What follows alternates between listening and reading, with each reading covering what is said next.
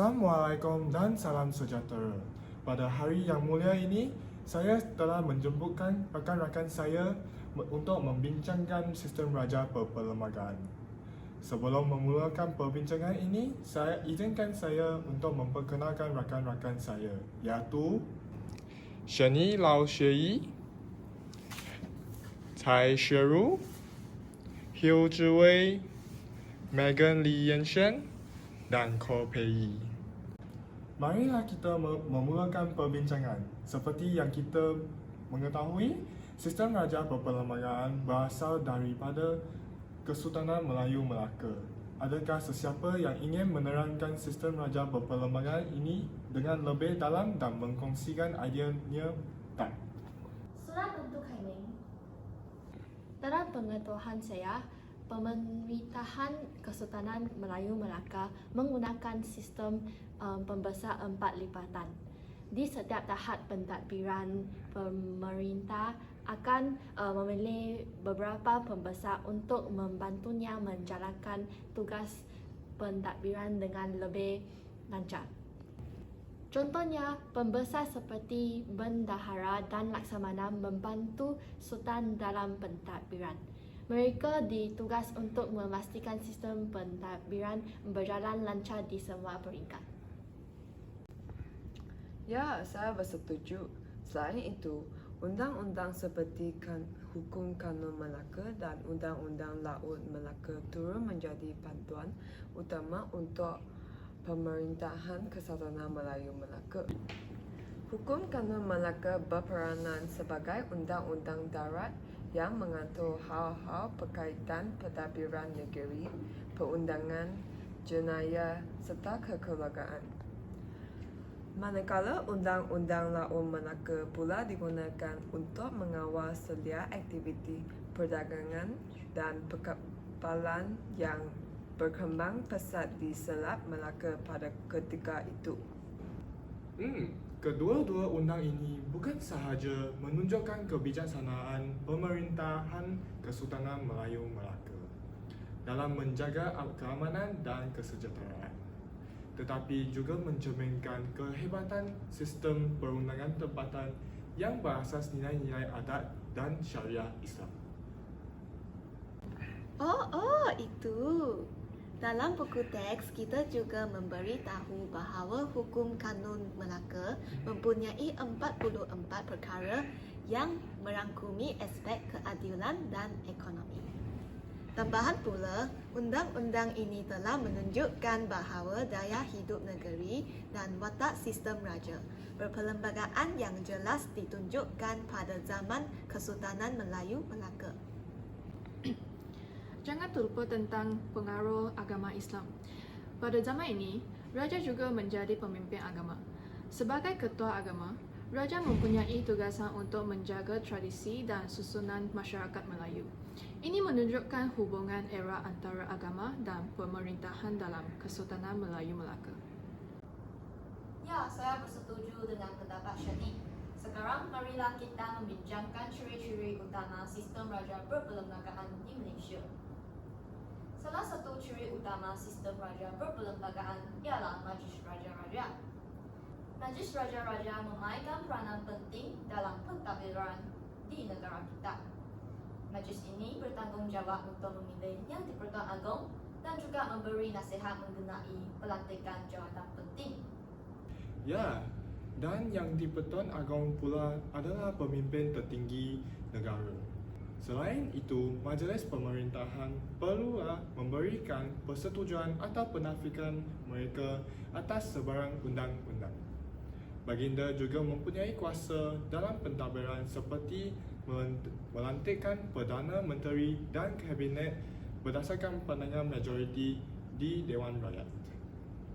Betul. Selain itu, Yang di-Pertuan Agong juga pemimpin angkatan tentera dan memainkan peranan penting dalam hubungan diplomatik. Kerana beliau telah melambangkan kekuasaan, kesetiaan, persatuan, keagungan dan kemasyhuran negara. Baginda melantik duta Malaysia dan bertemu dengan duta asing sebelum mereka mula bertugas. Saya ingin tambah pengenalan terhadap kuasa pengkagunan yang di-Pertuan Agong. Baginda bertanggung jawab untuk meluluskan undang-undang yang dibenarkan di Parlimen. Yang di-Pertuan Agong juga boleh memanggil atau membubarkan Parlimen jika perlu. Betul-betul Megan. Selain itu, Yang di-Pertuan Agong juga bertindak dalam aspek pengadil dalam melantik pengadil Mahkamah Agung. Termaksudlah Ketua Pengadil Negara, Ketua Dewan Rayuan, Ketua Pengadil Dewan Tinggi Malaya, Ketua Pengadil Dewan Tinggi Sabah serta Sarawak, Pengadil Dewan Persekutuan, Pengadil Dewan Rayuan dan Pengadil Dewan Tinggi. Selain itu, Baginda juga mempunyai kuasa pemaafan untuk kesalahan tertentu. Hal ini demikian kerana Baginda berdaulat untuk memaafkan, melambatkan dan meringankan denda yang dikenakan oleh Dewan Tentera dan Dewan Syariah di Pulau Pinang, Sarawak, Melaka, Wilayah Persekutuan dan Sabah. Ya, bukan itu sahaja. Salah satu ciri sistem raja berperlembagaan ialah amalan demokrasi berparlimen. Amalan demokrasi merupakan proses yang dilaksanakan untuk memilih wakil rakyat sendiri dan menjalankan pemerintahan di negara kita dengan pemimpin raja. Ini memastikan keseimbangan kuasa antara rakyat dan juga kerajaan. Amboi, pandainya Pei. Saya juga tahu demokrasi ini melindungi hak asasi rakyat seperti kebebasan bersuara, berkumpul, beragama dan keluasan peribadi. Perlembagaan persekutuan memastikan semua hak ini dijamin. Kalian jangan lupa tentang pengalihan kuasa antara kerajaan pusat dan negeri. Kuasa ini dibahagikan kepada 3 bahagian: perundangan, pentadbiran dan peradilan. Parlimen di peringkat pusat dan Kongres Negeri di peringkat negeri bertanggungjawab mengubah undang-undang. Ya, saya setuju. Di bahagian pentadbiran, Majlis Menteri di peringkat pusat serta Majlis Persidangan Pemerintahan Negeri memainkan peranan penting dalam melaksanakan dasar. Bahagian peradilan pula memastikan keadilan ditegakkan. Mahkamah bertugas untuk menyelesaikan konflik antara kerajaan dengan rakyat serta antara kerajaan pusat dan negeri. Sudah berperanan sebagai ketua hakim tertinggi yang memastikan setiap keputusan perundangan mematuhi prinsip keadilan dan hukum syarat. Selain itu, sistem peradilan ini turut dibantu oleh pembesar yang ditindak sebagai hakim di peringkat daerah bagi memastikan penyelesaian kes dapat dilakukan dengan cepat dan berkesan. Kesimpulannya, sistem raja berperlembagaan memastikan kestabilan dalam pentadbiran negara. Sistem ini merupakan gabungan tradisi dan juga demokrasi yang sangat unik. Saya setuju, Pei. Perbincangan ini menunjukkan betapa pentingnya kita memahami dan menghargai sistem ini. Terima kasih kepada rakan sekalian atas keseluruhan atas pandangan yang bernas. Itu sahaja perbincangan pada hari ini. Terima kasih kepada para penonton.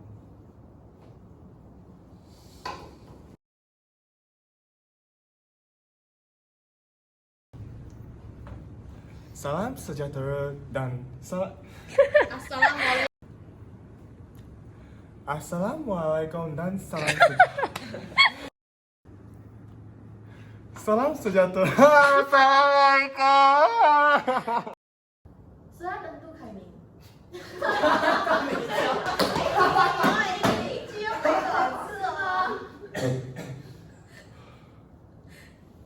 念自己可以称呼念自己啊。虽然能度开明。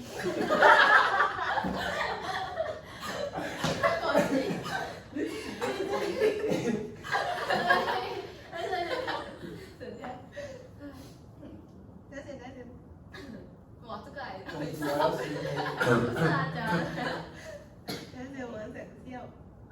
我们可以微笑，其实，我们不用这样严肃。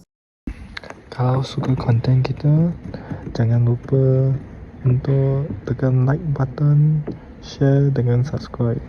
Terima kasih.